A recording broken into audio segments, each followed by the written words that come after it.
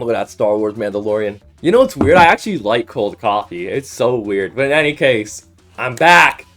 After my Chainsaw Man Reze initial thoughts video. Oh my god.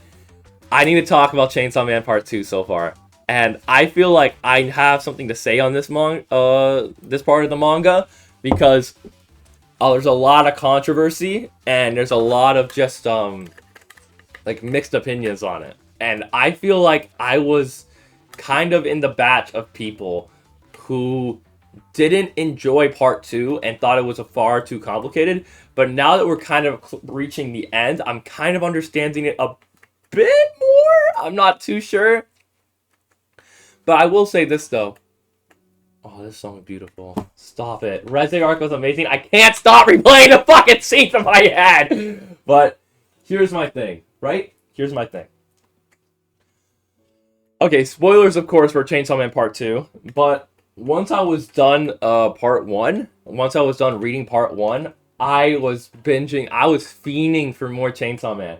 So I went straight into Part 2. And first controversial decision made by Fujimoto is changing the MC to a character who we all know now as Asa Mitaka, which is essentially a foil to Denji's character. Very lonely, lost her family, just having a hard time growing up in a cold world. And eventually, she, before dying, makes a contract with the War Devil to use her body as a host. I don't know, it's a slight bit different than how Denji's handling it. And Denji and Asa begin to, you know, develop a relationship with each other. And I can't lie, like, this is where initially I got really hooked. Because you don't see Denji for a majority of the story. For the first quarter of the story, you don't see Denji until Denji shows up and turns out he's going to school.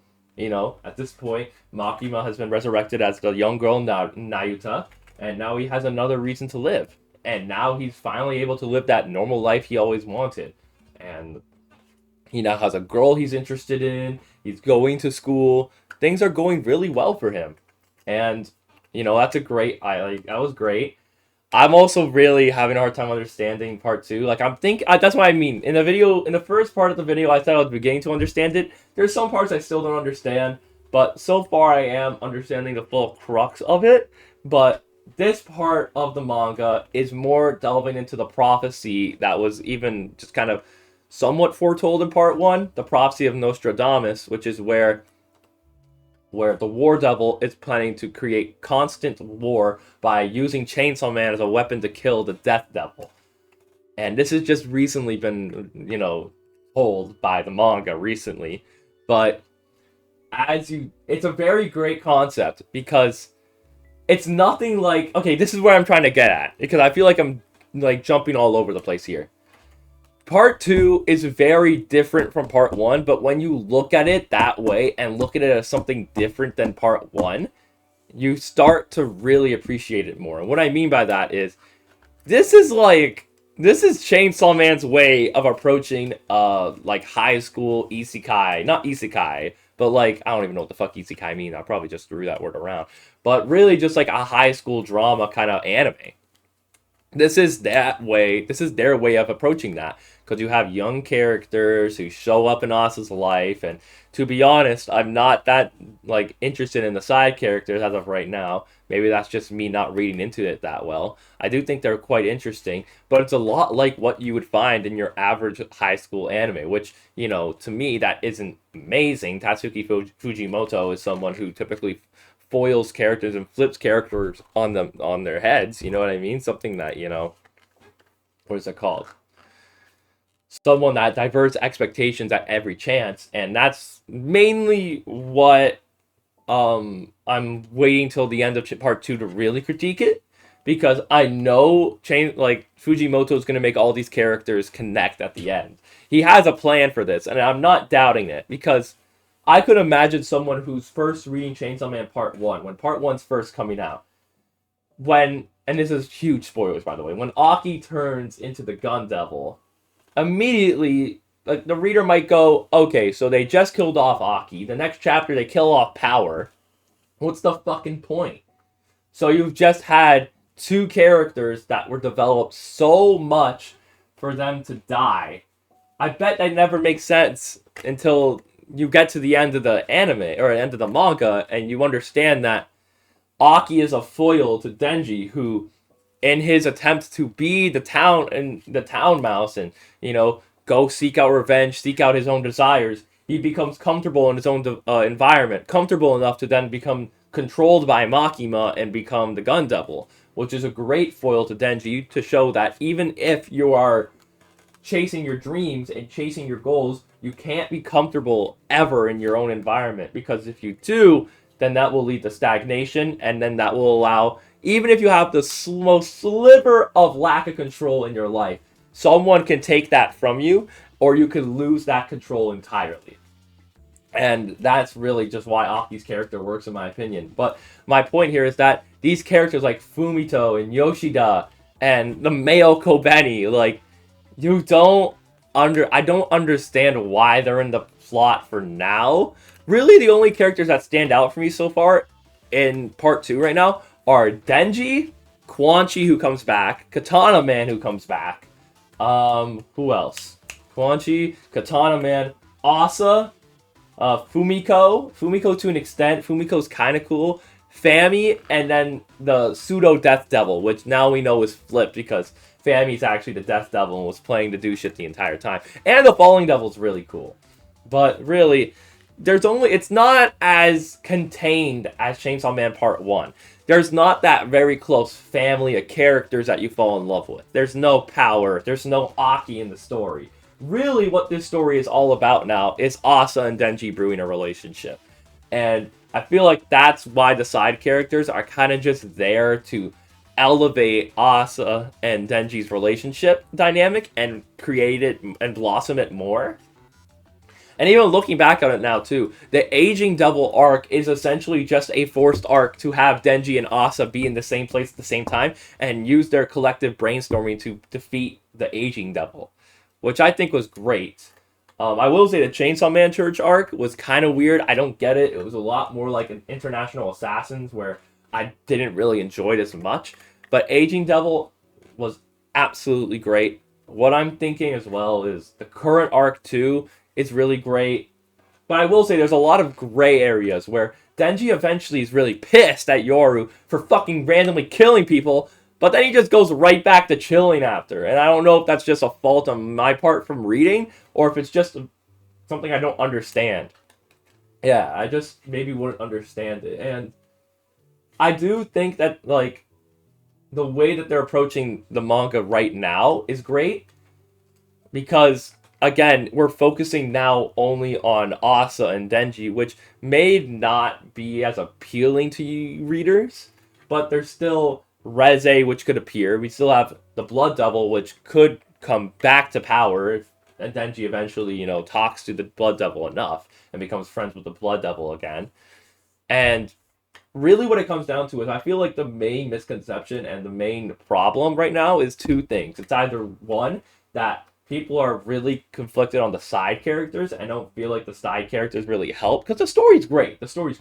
But I don't feel the side, like, even for myself, I feel as if the side characters of the manga are not that great as of right now. But also, too, it's that you don't have characters that you're super invested in besides Asa. But I think all of that, and it's even evident in the manga, it's very evident in the manga that that's deliberately done by choice. And that's because, obviously, you don't know shit about Quan Chi, you don't know shit about Kichibei. The whole point of the first arc was that you have Makima, which is a well-rounded character, Aki, Power, and Denji. And those are really the main three characters, which throughout the entire story, you're really going to get to know. You have Himeno, which people, Himeno fucking died in the first season. What are you going to do about that? Literally, Himeno dies in, what is that? Like, the third one there? The third volume? Like, you know what I'm saying? You really have only a few characters that your main cast follows around. And yeah, you have your Rezes and whatnot, but at the same time, you also have characters in the high school setting that match a Reze type. Like, I want to say maybe like a Yoshida as well. You have characters that are a little bit more or less fleshed out than Asa, but I feel like right now, the story is mainly contained between Yoru, Asa, and Denji, which I think is perfectly fine. again, in terms of main characters that have developed plots, we have Makima, Aki, Power, and Denji. Now we have Yoru, Asa, and Denji, which I think is great because now we have the same main MC, but now viewed in a different lens via Asa. But that also creates a nice foil with Asa being the host for Yoru, the War Devil, who has alternative motives than Asa does with Denji. And I think that's perfect. I think that's just perfect. And where the manga's heading right now, it's really nice. I really appreciate where the manga's heading. Let's see. Do I get in trouble? Nope. Yeah, trust me, I'm thinking of getting in trouble a lot nowadays. Let's see. Susan. Yep, nothing. I'm not in trouble. Any case, I think I've just been rambling a lot. But to really round out what I'm trying to say here is that I feel like Part 2 is trying to do something different than Part 1. Very different than Part 1. And I feel as if for right now, people are judging it for what it is, which is fair. You know, the project's only coming out weekly, or the arc's only coming out weekly, which fair enough. But at the same time, it's like, it's not done yet. We have to give it time. And you have to start trying to understand where the mangaka is coming from. Because in all honesty, I think Chainsaw Man Part 2 is great so far. I think it's great. Do I think it's as good as Part 1? No. I'll be honest. No, I don't think it's as great. But do I think it will be as great? Yes. I think everything so far that has been built up so far, with Chainsaw Man being taken in by the world government, by Chainsaw Man Church, and all these different arcs, they're all going to connect back into one. Because everything in Part 1 is interconnected. It all makes sense. And I think Part 2 is going to do the same thing.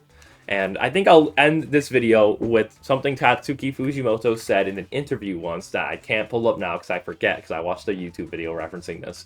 But it essentially said that Tatsuki Fujimoto is really inspired by Korean directors of film who want to subvert audiences' expectations at any point as they could. Like there's one specific film he references in the interview where the main character is meant to catch up with another character, and eventually that character does in 30 minutes of the film's hour and a half, maybe 2 hour runtime. So what else is to be done after that, you know? The audience expectations are then flipped, because you'd expect that the entire arc of him catching up with that character to be what is showcased. Oh my god, that film is so fucking good. In any case, that's really what I think is going on with Part 2. It's that it's really starting to subvert people's expectations of what's going on, and I really appreciate that. I appreciate something that really gets me thinking about the plot, and especially right now, because after Reze, I need fucking more. I need more! In any case, keep reading Part 2 if you are. I'm in love with it so far. I'm really excited for when it's going to end. I imagine by next year it's going to end, because we're in like the 6th arc, and there's like 8 arcs in Part 1. So I think we're good to go so far. Any case, I love y'all. Like, comment, subscribe, all that nonsense you already know. Love y'all. Peace out.